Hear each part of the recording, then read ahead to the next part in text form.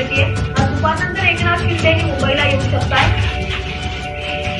तर बाजीभाऊ मुख्यमंत्री एकनाथ शिंदे हे आज 2 वाजता ठाण्यामध्ये पोहोचणार असल्याची शक्यता वर्तवण्यात येत आहे. दुपारी 2 वाजता मुख्यमंत्री एकनाथ शिंदे हे ठाण्यामध्ये पोहोचतील.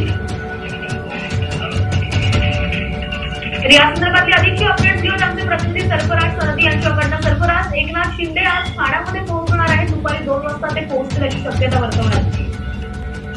निश्चित या ठिकाणी आता गेल्या 3 दिवसांपासून सातारा जिल्ह्यात या दरे या ठिकाणी बाजीभाऊ मुख्यमंत्री एकनाथ शिंदे हे मुक्कामाला होते. कालपासून त्यांची तब्येत देखील बिघडली होती, मात्र आता त्यांची तब्येत स्थिर आहे.